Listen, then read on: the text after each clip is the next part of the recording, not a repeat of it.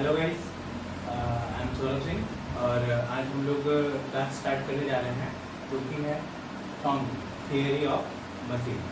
ठीक है, बेसिकली हमको दो सब्जेक्ट आपके साथ डिस्कस करना है, टॉम एंड डिज़ाइन। तो अभी हम स्टार्ट करेंगे टॉम से, उसके बाद फिर बात करेंगे हम डिज़ाइन।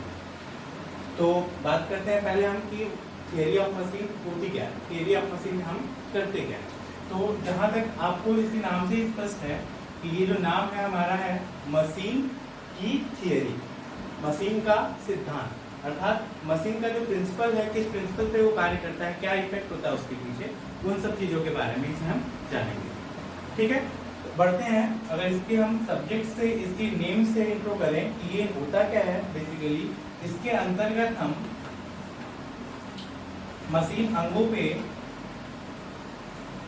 जो फोर्स लगते हैं और मशीन अंगों की जो गति होती है, मोशन, थियरी ऑफ मशीन में मशीन अंगों की जो गति होती है, और गति किसके कारण से होती है, गति बेसिकली हमारे फोर्स के कारण से होती है। जब तक फोर्स नहीं लगेगा किसी बॉडी पे तब तक वहां पर मोशन नहीं जनरेट होगा। आपको पता है फोर्स की प्रॉपर्टी, फोर्स का डिफिनेशन अगर हम बात करें तो फोर्स एक ऐसा एजेंट होता है जो किसी भी बॉडी में मोशन को प्रदान करता है, मोशन कराने का प्रयत्न करता है, या फिर मोशन हो रहा होता है तो उसको रोकने का प्रयत्न करता है, डिस्ट्रॉय करता है, या तो उसको मोशन देता है, उसको गति देता है।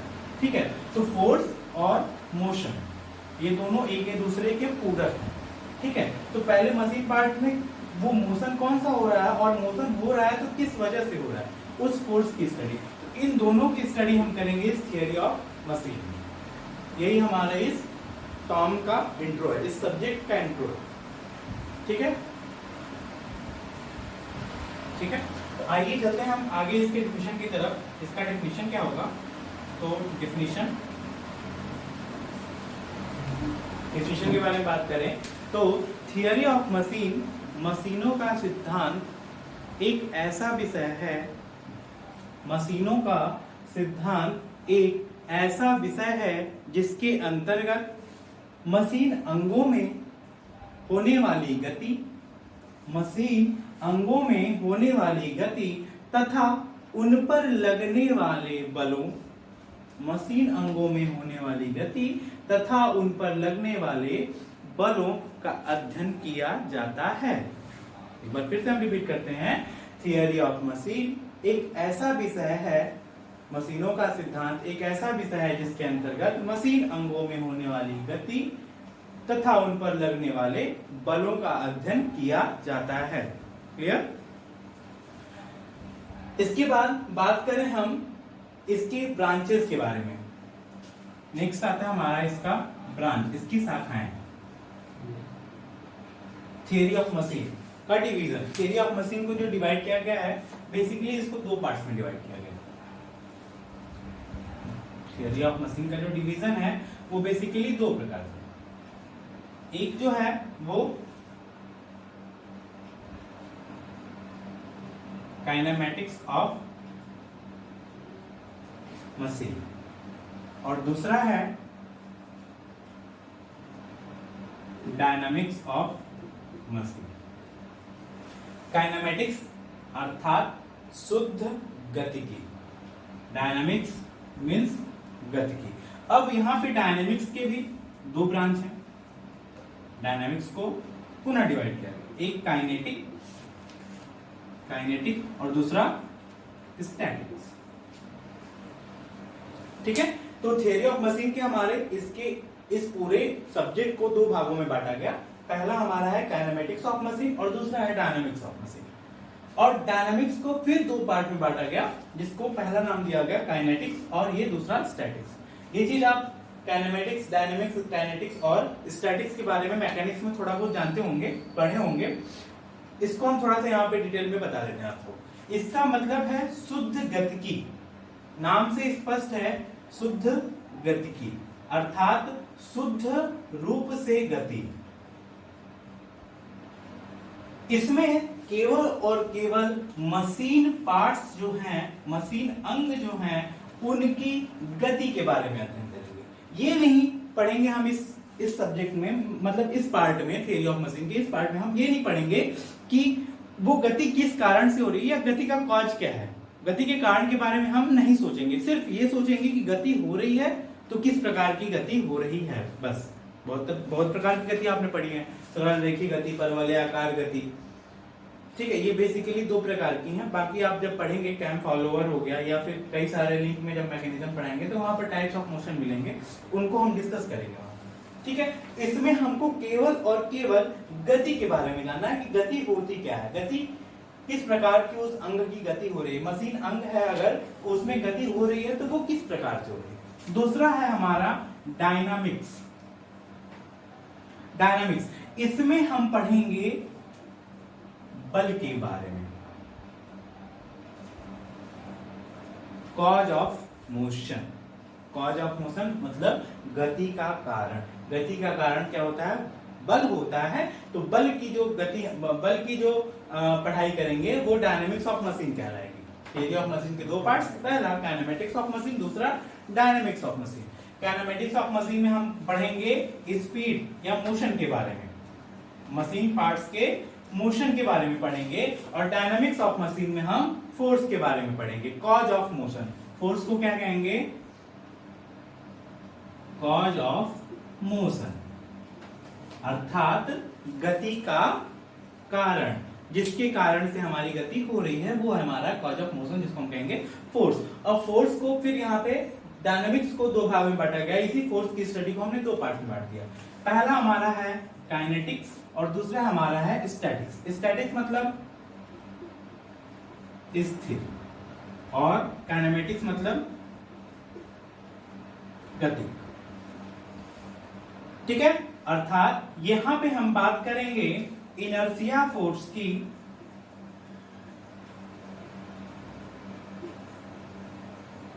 और यहां पर हम बात करेंगे force in rest condition of body. Body के रेस्ट कंडीशन में, बॉडी के स्थिर अवस्था में बल।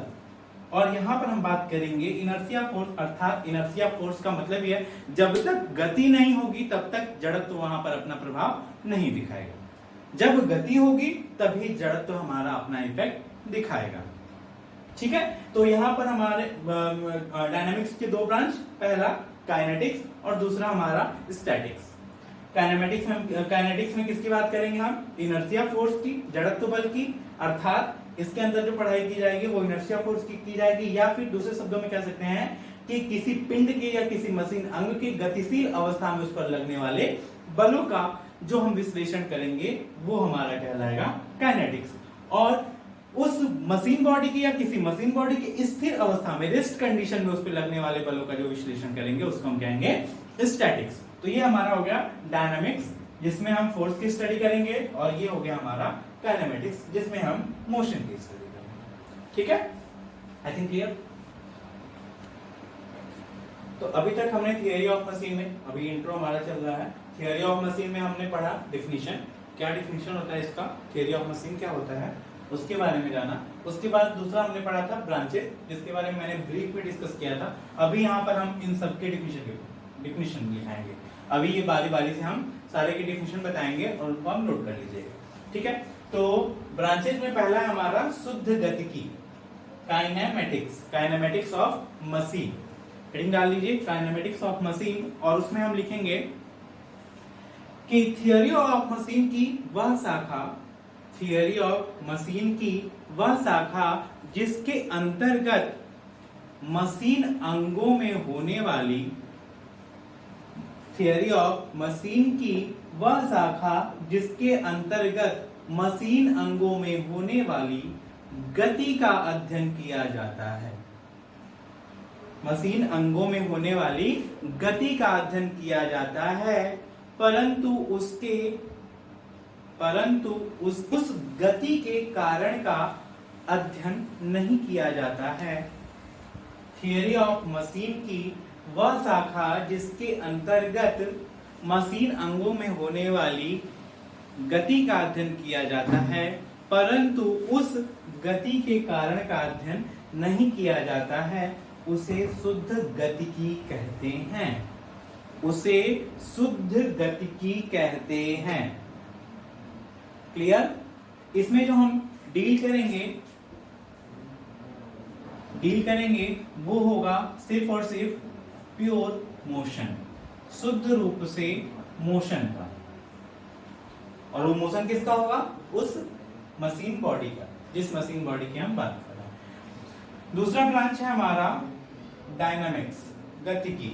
डायनामिक्स पर भाषा लिखेंगे, थियरी ऑफ मशीन की वह शाखा, थियरी ऑफ मशीन की वह शाखा जिसके अंतर्गत मशीन अंगों पर लगने वाले, जिसके अंतर्गत मशीन अंगों पर लगने वाले बलों का अध्ययन किया जाता है।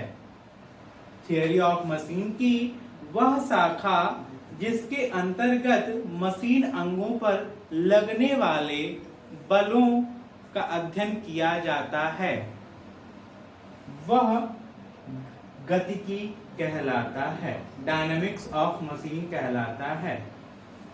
ठीक है? इसमें हम किससे डील करेंगे? इसमें जो हम डील करेंगे वो होगा force and effect of force.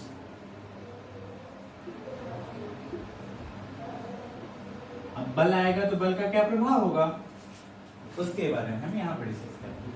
Force and effect of force, इसके बारे में डील करेंगे किसमें? हम डायनामिक्स।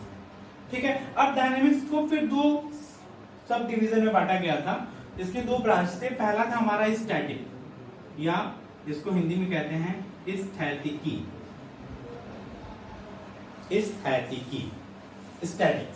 स्टैटिक्स मतलब थियरी ऑफ मशीन की वह शाखा, थियरी ऑफ मशीन की वह शाखा जिसके अंतर्गत स्थिर अवस्था में, जिसके अंतर्गत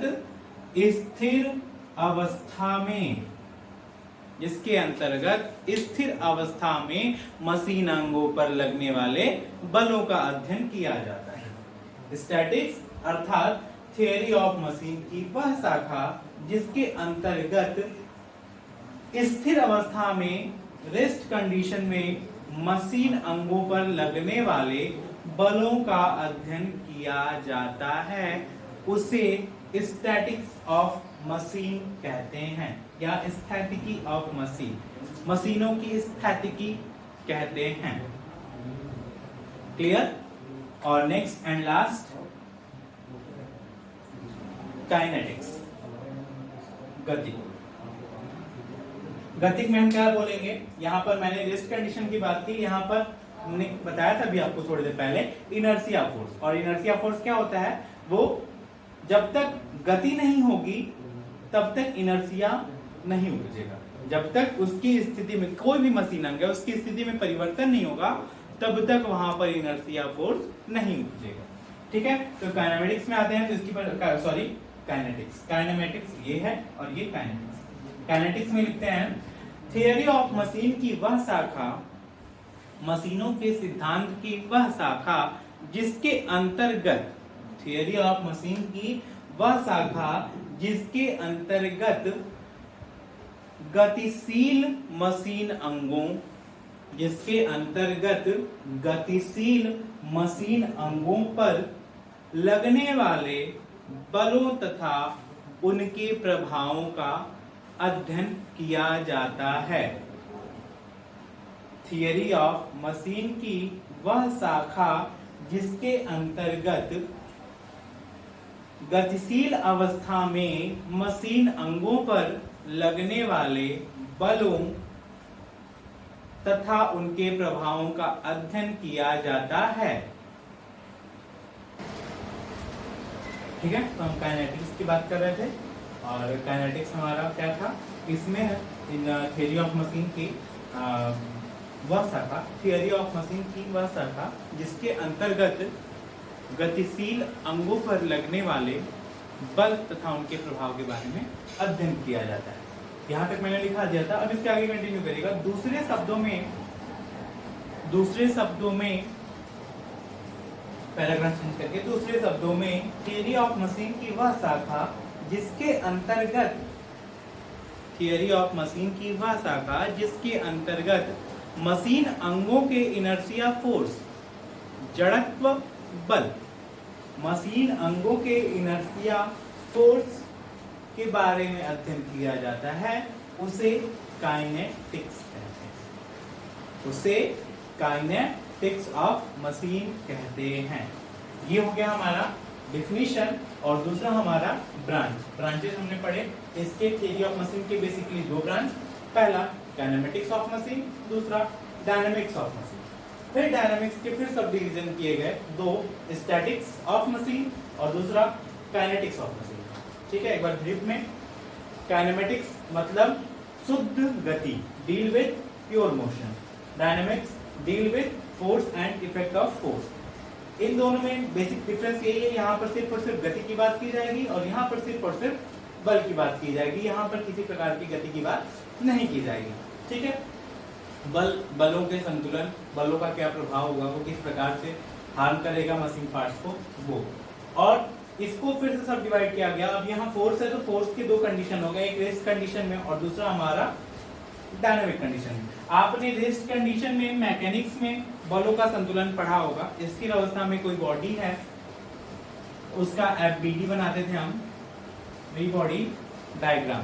फ्री बॉडी डायग्राम बनाते थे, इसका कुछ वेट होता था, W हो गया, नॉर्मल फोर्स हो गया। अगर कोई प्रतिक्रियाएं रखी गई हैं, कोई प्रतिक्रिया पे रखा है तो यहाँ से प्रतिक्रियाएं लगती थी, कई सारे बल लगते थे और इन सभी बलों का हमको परिणामी बल प्राप्त करना पड़ता था और देखना पड़ता था कि ये संतुलन में है या नहीं। अगर संतुलन में नहीं है तो इसको संतुलन में लाने के लिए कितना बल लाना होगा। खैर ये दो बात की चीज है, जब हम घुसेंगे अंदर सब्जेक्ट के अंदर, जब अभी तो इंट्रो चल रहा है, जब डिटेल में पढ़ेंगे तो इन सब चीजों को फिर से वहां पर डिस्कस कर लेंगे। तो स्थिर अवस्था में बल तथा उनके प्रभाव के बारे में जो स्टडी करेंगे वो स्टैटिक्स कहलाएगी और गतिशील अवस्था में जो उसके प्रभाव को यहाँ पर हम लिख सकते हैं in motion, study in motion.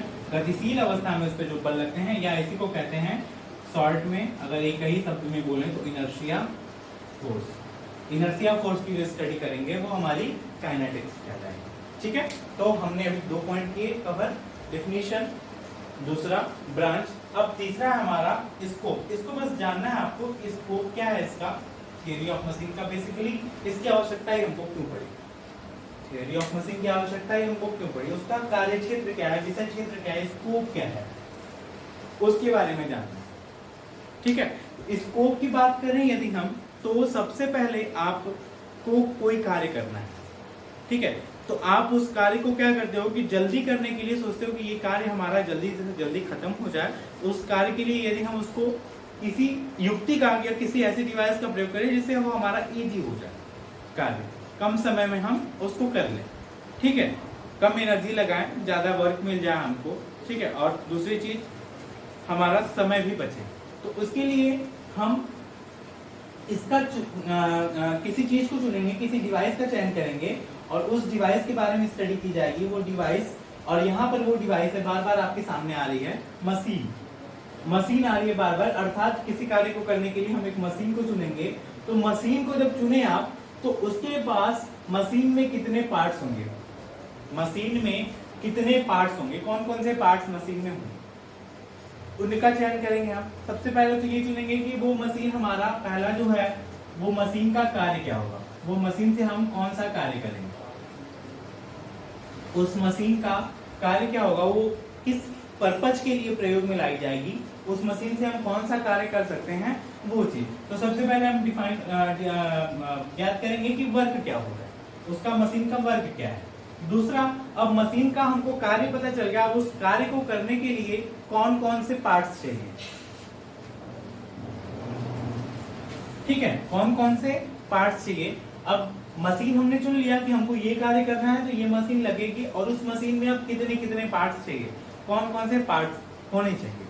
ठीक है, जैसे हमको, आप ऐसे ही मैकेनिकली जाते हैं सब्जी लेने, तराजू है हमारा, ठीक है, वेटिंग मशीन है, वेइंग मशीन, पहले हम तराजू यूज करते थे, अब तो ऑटोमेटिकली वेइंग मशीन है।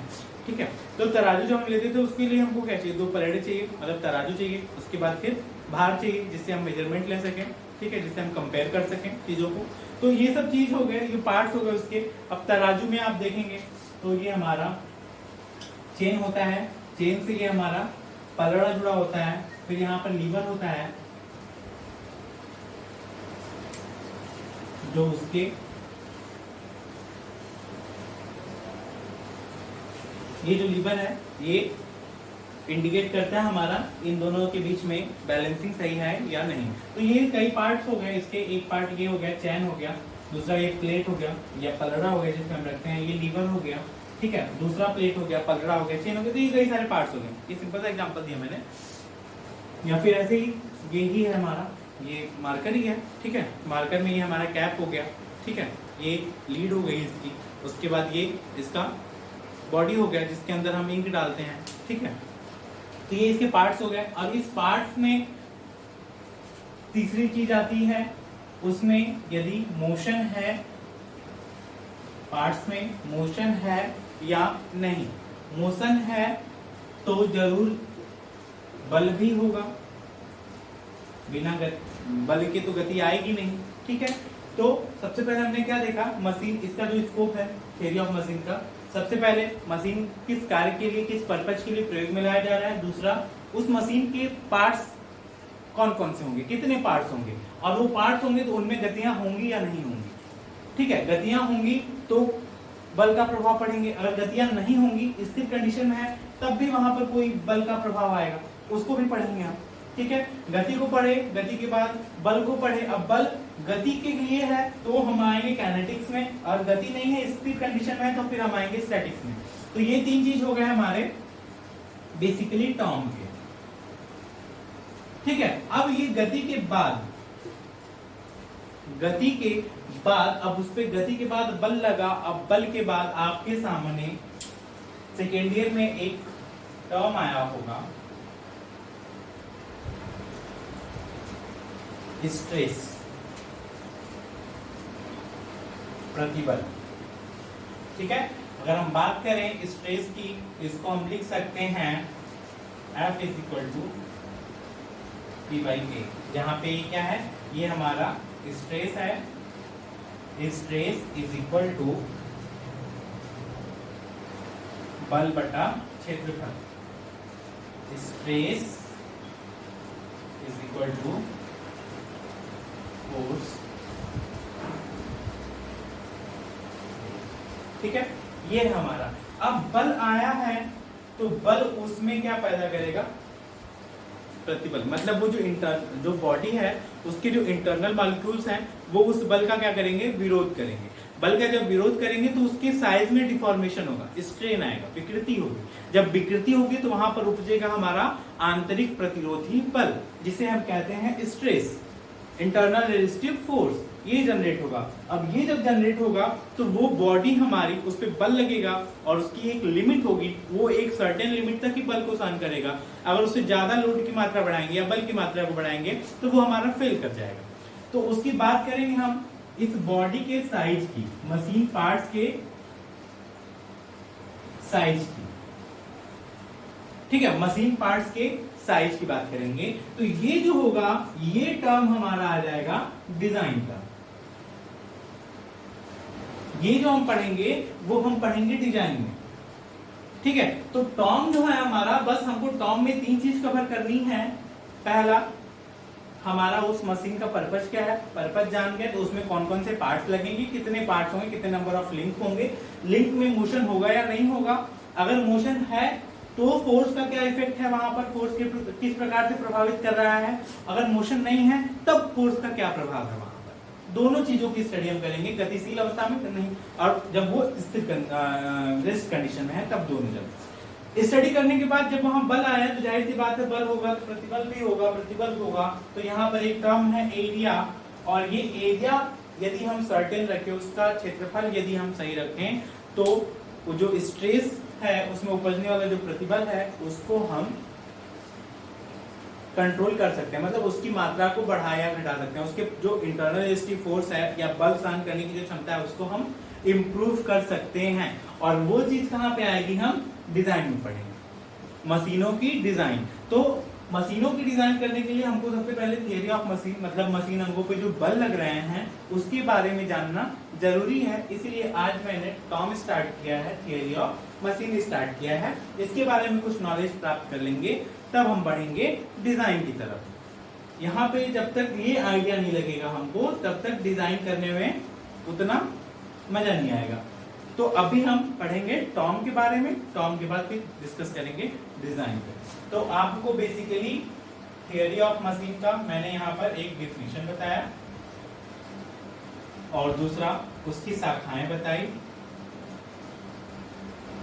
और तीसरा था जो कि उतना बस आपके जनरल नॉलेज के लिए है, स्कोप, उसका कार्यक्षेत्र। कार्यक्षेत्र में बेसिकली जो मशीन पार्ट्स हैं, मोशन है, फोर्स है, ठीक है, मशीन अंगों की गति, मशीन अंगों के बल, इन्हीं सब के बारे में हम जानने के लिए इसका प्रयोग करते हैं। तो ये हो गया हमारा स्कोप। अब इसके बारे में, इसके बाद हम डिस्कस करेंगे सिलेबस अपना, हमको क्या क्या सिलेबस कवर करना है, ठीक है। आइए बढ़ते हैं सिलेबस में। आज के लिए इतना ही। अब हम नेक्स्ट क्लास में डिस्कस करेंगे हमारा सिलेबस क्या होगा, थियरी ऑफ मशीन में हमको कौन कौन से चैप्टर कवर करने हैं, उन सिलेबस के बारे में ब्रीफ में जानेंगे, ठीक है। धन्यवाद।